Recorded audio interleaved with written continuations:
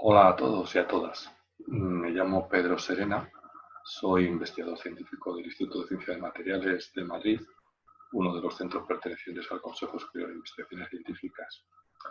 El objetivo de esta primera clase es hacer una breve introducción a la nanotecnología, cuyos aspectos serán desarrollados a lo largo del curso por otros profesores expertos en diversos temas que componen este gran puzzle de la nanotecnología y que forman parte del curso Todo Nano, Nano para Todos.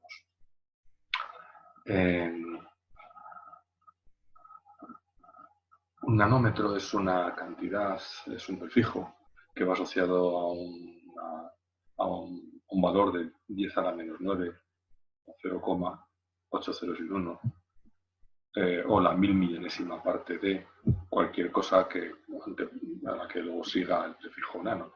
En concreto podemos hacer que un siglo, lo que le aplicamos nano, se convierte en 3 segundos, o una nanotierra sería equivalente a una pelota de tenis. Es decir, es un prefijo con un gran poder reductor. Si se lo aplicamos a un metro, pues obtenemos, si se lo aplicamos a un metro, obtenemos un nanómetro que vuelve a ser la mil millonésima parte de un metro, o la millonésima parte de una micra, o la millonésima parte de un milímetro. Siempre estamos diciendo lo mismo, dando vueltas a lo mismo. Y si tuviéramos una regla capaz de medir en nanómetros, pues los objetos que estaríamos midiendo, adecuados al tamaño de las unidades en las que está dividida y subdividida la regla, pues serían esencialmente átomos. Por ejemplo, 5 átomos en fila, pegaditos unos a otros de cloro, pues equivalen más o menos a un nanómetro. Con lo cual, cuando estamos hablando de nanociencia o nanotecnología, vamos a referirnos a objetos que son de la escala de átomos, son de la escala de las combinaciones de átomos, es decir, moléculas, objetos que en el fondo pues ya estamos familiarizados a través de la tabla periódica de los elementos, que son los 118 bloques con distinta abundancia relativa, que unos con lo que está construido todo lo que nos rodea, materia orgánica, materia inorgánica, nosotros mismos. Y además esta construcción se realiza siguiendo ciertas reglas del juego, es decir, no se puede hacer cualquier cosa, sino que sabemos que detrás hay unas reglas que son las de la mecánica cuántica, ¿de acuerdo? Como vemos ahora, no en detalle, y que son las que dan esta versatilidad a la naturaleza a la hora de establecer las leyes entre los átomos, de forma que tenemos objetos pues, pequeñitos, muy sencillos, pero tenemos otros objetos que son de complejidad y composición creciente, y al final 118 piezas con este tipo de reglas de juego pues dan para hacer todo el abanico de productos y de moléculas y de materiales que vemos en nuestro entorno. La mecánica cuántica, como he dicho, es el manual de instrucciones que la naturaleza sigue y que ya hemos desvelado hace ya unos 100 años y estamos aplicando continuamente para explicar la fenomenología que medimos y vimos en los laboratorios. Esto es importante. Cuando aplicamos el manual de instrucciones a los objetos, no es para volver a repetir, evidentemente, las mismas cosas que están hechas en la naturaleza. Lo que hacemos es sintetizar, fabricar otro tipo de estructuras. Pues fabricamos fluorenos, estas pelotillas de 60, estas moléculas así con esta forma de pelota de fútbol, nanotubos de carbono o el archiconocido grafeno, o podemos acumular átomos formando nanopartículas bien desordenadas o bien ordenadas, o formando barritas, o podemos generar estructuras orgánicas o inorgánicas con agujeros y poros que nos van a permitir que tengan ciertas funciones, o hacemos otro tipo de estructuras muy chiquitillas que nos van a permitir, por ejemplo, pues, encerrar algunas moléculas o a su vez otros nanoobjetos más pequeñitos. Luego podemos integrarlos de tal manera que este tipo de estructuras pueden crecer y crecer y hacer materiales más complejos, materiales compuestos, materiales híbridos, o estructuras sofisticadas, como en el caso de los dispositivos electrónicos que estamos utilizando, que ya se manejan transistores con una longitud de canal por de 7 nanómetros, de tal manera que en el ámbito de la electrónica podemos ir a unos 15 años en el ámbito de la nanotecnología. Entonces, resumiendo esta primera parte, de la nanociencia, pues es en realidad conocer cómo funciona la naturaleza ahí abajo, estos objetos cómo se ensamblan, qué propiedades van a tener, cómo dependen estas propiedades de la forma y el tamaño de estos objetos. Y objetos en los que estamos hablando por debajo, que algunas de sus dimensiones sean por debajo de los 100 nanómetros, por poner algún límite al área de trabajo de la nanotecnología. Muchas de las propiedades que van a emerger son interesantes, todas son interesantes en procesos de inteligencia básica, pero luego algunas de estas propiedades pueden emerger con potencial utilidad, y esta utilización potencial de estas propiedades puede llevar a productos, ¿de acuerdo? Dispositivos. Entonces estamos hablando de la conversión de la nanociencia en nanotecnología. El desarrollo de la nanotecnología ha sido muy rápido porque en realidad se espera que muchas de las propiedades de las nanopartículas sean muy relevantes. Por ejemplo, hacer las cosas más pequeñas va a permitir tener una superficie relativa mayor, con lo cual el material es más reactivo. Podemos hacer las cosas pequeñas, permite, por ejemplo, cambiar el punto de fusión de un material. Podemos hacer que, siendo las cosas más pequeñas, tenemos un mayor poder de penetración, porque podemos llevar a células cosas pues a través de los químicos, o incluso hacer pequeños vehículos que entren dentro de las células. Hacer algo pequeño pues significa poder hacer una mayor integración de componentes en un procesador, con lo cual podemos aumentar su rapidez, su potencia de cálculo, y hacer más pequeño los bits que integran una memoria, pues significa que podemos aumentar mucho el almacenamiento para una misma superficie. También el trabajar en nanomateriales nos permite entender, en nanotecnología, perdón, nos permite entender cómo funciona una célula. Porque todos los objetos que hay dentro en realidad son nanomáquinas trabajando sincronizadamente. Y finalmente, lo más pequeño es sinónimo de que ciertos efectos cuánticos que no son visibles a escala macro en muchas ocasiones sí que emergen con fuerza, y también los podemos utilizar como elemento competitivo para que el trabajar en lo nano tenga algún provecho, además de generar conocimiento.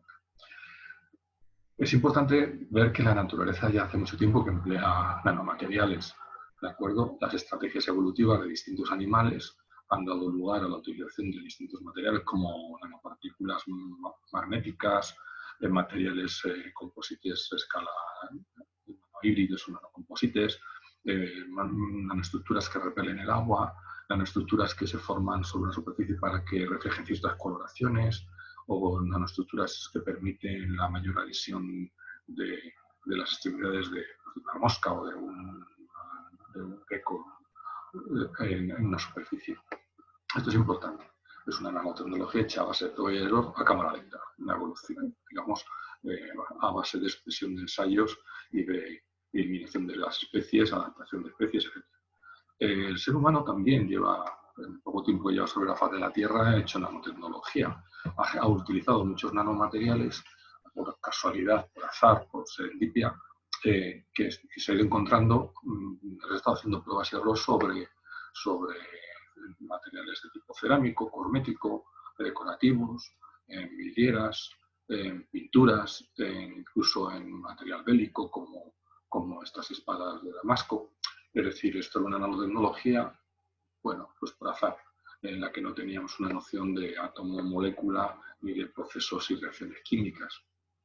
Pero bueno, una vez que entramos ya en el juego de la ciencia, en el que la sociedad va a basar una gran parte de su bienestar en desarrollos que vienen de la ciencia convertida posteriormente en tecnología, pues realmente estamos viendo cómo hay montones de descubrimientos en el siglo XX que han ido convergiendo hacia la ciencia desde distintas áreas. ¿De acuerdo? Es decir, que podemos encontrar contribuciones de la física, de la química, de la biología, que proceden del mundo de estas disciplinas y que al final han hecho sus aportaciones a la nanotecnología. Muchas de ellas pues han sido finalmente concedidas con premios Nobel, y me gustaría destacar, pues, por ejemplo, el trabajo de Richard Feynman, que ni sin haber trabajado nunca en nanotecnología fue, pues, el precursor ideológico, digamos, de la nanotecnología, indicando que algún día el hombre sería capaz de mover átomos y moléculas, y que esto se lograría relativamente corto espacio de tiempo, y que además esto implicaría el que mejorar el instrumental y mejorar algunos dispositivos con gran impacto en electrónica y en medicina. Pues unos 20 años después de esto se logró, por ejemplo, el mover átomos, el invento que desarrollaron Henry Roderick Erwin, que es el microscopio de efecto túnel.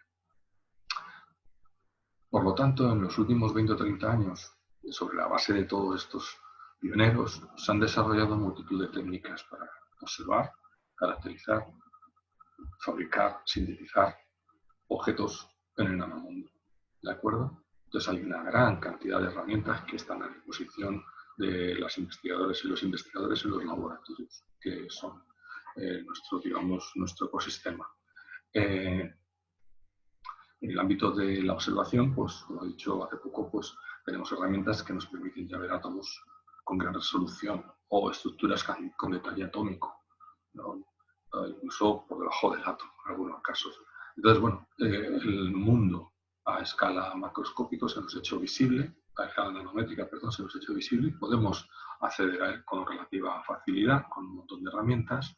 Algunas de estas herramientas, como el propio microscopio de efecto túnel, nos permitió mover átomos, con lo cual pasamos al nivel de manipulación, que, siendo muy interesante, habiendo sintetizado incluso moléculas a base de mover átomos, tiene algún problema, como que es un proceso secuencial y lento, y yo no voy a fabricar un procesador con 100 millones de átomos, por ejemplo, a base de ir moviendo uno a uno, como si moviese átomos, como si moviese naranjas en un puesto de frutero, o esto va a ser muy complicado. Con lo cual hay que desarrollar otro tipo de estrategias de fabricación que permitan escalar, hacer más cantidad de proyectos, si queremos más cantidad de productos, si queremos que algún día los nanomateriales se incorporen en nuestra vida. Estas técnicas son de tipo descendente o top-down, en el que mediante haces de distinto tipo, de luz, de iones, de electrones, con ayuda de procesado de algún tipo de revelador químico o ataque químico, podemos generar estructuras cada vez más pequeñas. Esto es lo que se ha hecho habitualmente en electrónica, como el ejemplo que he puesto, en el que se pasa de lo grande para llegar a lo pequeño. Y luego tenemos estrategias que son ascendentes, que funcionan como, pues, las manchitas que hace un pintor, un cuadro impresionista o puntillista, que al principio, si uno las ve localmente, no tiene mucho sentido, pero cuando lo ve de lejos, pues sale un objeto de acuerdo que tiene su intencionalidad.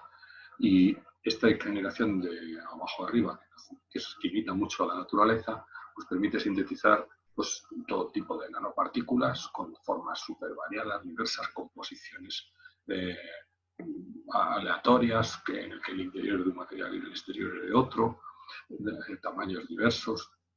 Es decir, existe un gran control sobre estas partículas, y podemos también generar materiales de mayor tamaño, pero lo que importa aquí es el control de los poros, porque el control de estos poros nos va a permitir, por ejemplo, usarlos de tamiz, filtrar ciertas cosas, haciendo que las moléculas más grandes, pues, no pasen, o me va a permitir almacenar cosas, ¿de acuerdo? Algún tipo de moléculas especial, o también nos va a permitir hacer reacciones en las cavidades, porque se espera que se sabe que las reacciones que tienen lugar en nanocavidades, pues, no son exactamente iguales a lo mejor que las que pueden ocurrir en un tubo de ensayo en cuanto a eficiencia, ¿no?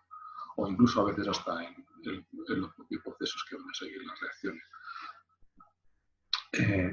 Además de estos materiales hechos por las dos vías, se les puede funcionalizar añadiendo algún tipo de estructura, de sostén, que permita la incorporación de otro elemento también nanométrico, porque el conjunto va a seguir siendo nanométrico, que favorezca que tenga una, dos, tres funciones adicionales a la que tiene el objeto inicialmente, el nanoobjeto inicial. Por ejemplo, podemos tener una nanopartícula que su misión sea ser pequeñita para ir a cierto sitio y emitir una cierta coloración de luz, tener una cierta coloración de luz, pero si queremos que se pegue a una célula concreta, pues tenemos que dotarle de esta funcionalidad adicional, que es reconocer a este tipo de célula y adhiere a ello. ¿De acuerdo? Entonces sería un marcador. Y así podríamos poner muchos ejemplos que veremos en algunas de las clases.